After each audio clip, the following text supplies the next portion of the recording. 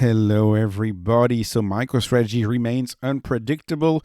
It released a surprise yesterday in the form of a STRF preferred stock. The STRF preferred stock is here. And one question I'm going to try to ask here is, because it's a perpetual preferred stock, is it better than bonds? As a fact, it's a perpetual preferred stock, and so really it's redeemable, but are people really gonna redeem it? That is the big question. Do people prefer getting the higher yield? This is gonna be a 10% yielding item. So point number one, I'm happy with the surprise. The surprise keeps the volatility high, but we got a surprise yesterday, quite a bit. The stock, by the way, is going back up, partially because of Bitcoin and partially because I think of this news and general optimism in the market. Let's go and talk about the instrument. So the instrument is going to be a $500 million offering, 5 million shares at $100 a share. And what's so special about the STRF perpetual preferred stock, that's a mouthful, that's a long name, but what's so special is the 10% dividend. So you have a 10% dividend, it's issued at 100, redeemable at 100, liquidation preference of 100, and it's no Bitcoin upside whatsoever. So you may remember STRK is redeemable at 10% of a MicroStrategy share after MicroStrategy reaches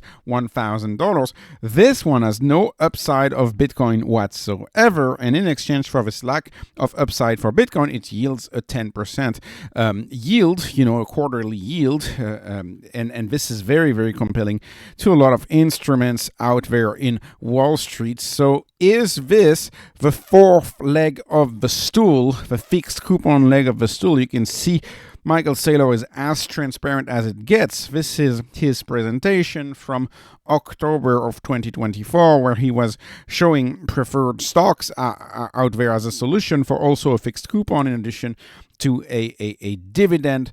I think this could be the low vol, higher coupon, but no upside due to the 10% conversion that you had in STRK. I think this could take that lower volatility spot in MicroStrategy's,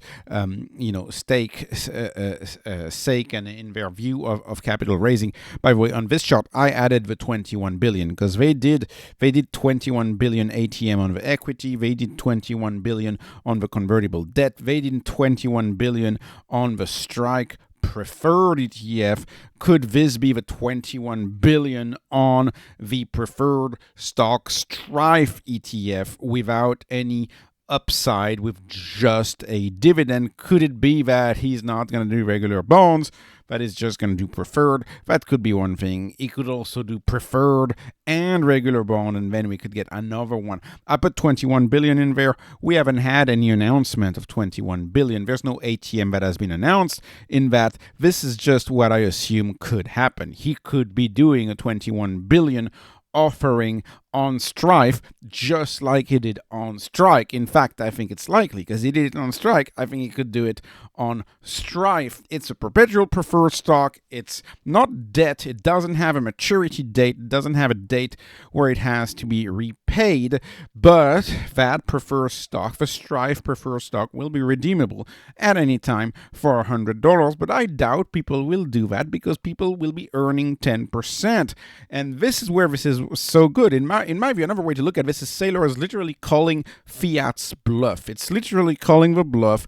It's straight borrowing for a market. You're straight borrowing 10% yield. That's a 10% yield. You're paying a 10% interest on each share that you borrow in perpetuity. You issue a share, you get $100. You're gonna pay 10% in perpetuity, unless those people redeem those shares, which I think will be the minority of the bunch of the buyers of the shares. They will just hold it into perpetuity. Some might redeem it, but I'm not even sure about that. They might just resell it to another market participant for the sake of simplicity. So he's literally calling the bluff. He's like, okay, well, lend me your money at 10%, and I'm gonna be earning the Bitcoin yield in the form of price appreciation, of course.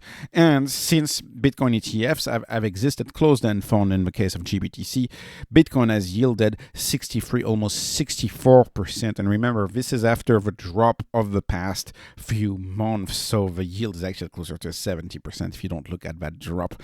Anyways, it's classic rate arbitrage.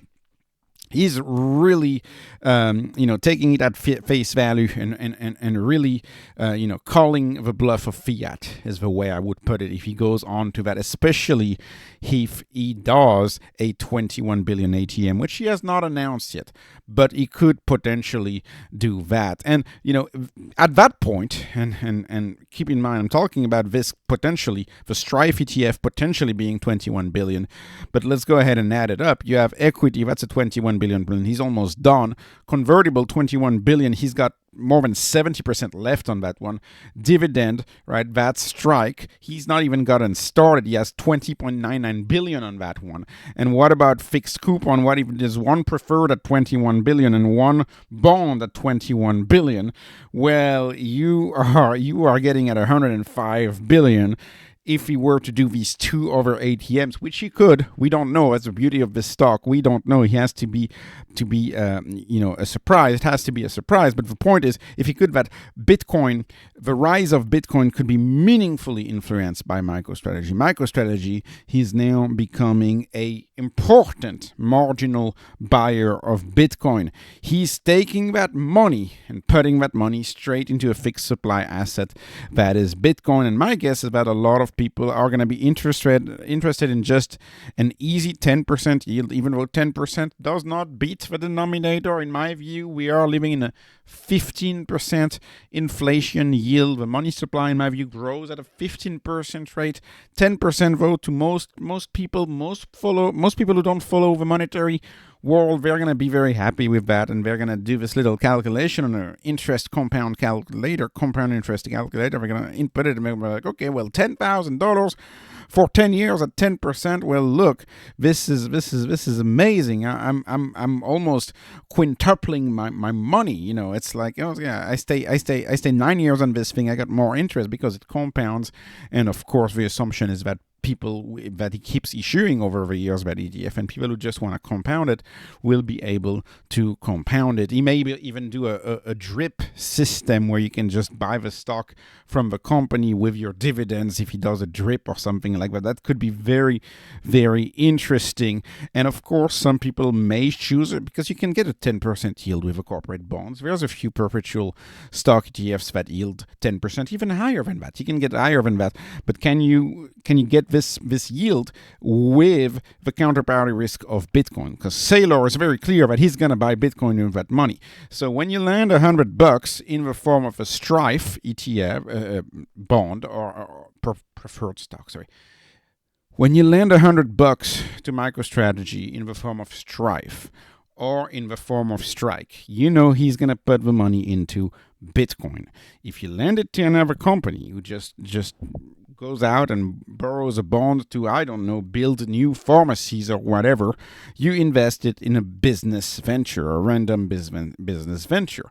The point that Saylor is making here is that lending money to a company who's going to buy Bitcoin is a much more solid value proposition to the lender than lending money to a company who's going to build yet another store, trying to launch yet another management campaign, anything with business risk. The very point of Bitcoin is that it doesn't have business risk. It has all sorts of other risks. Lately it's been regulatory risk, but it doesn't have business risk. It doesn't do anything for you. Bitcoin doesn't do anything for you, just like gold, as Warren Buffett would complain about. But anyways, I think there will be a lot of demand for things like STRF, things like STRK, things like convertible debt, which it still has to issue more. And that's also because of the funds, the hedge funds, the money managers, the ETFs.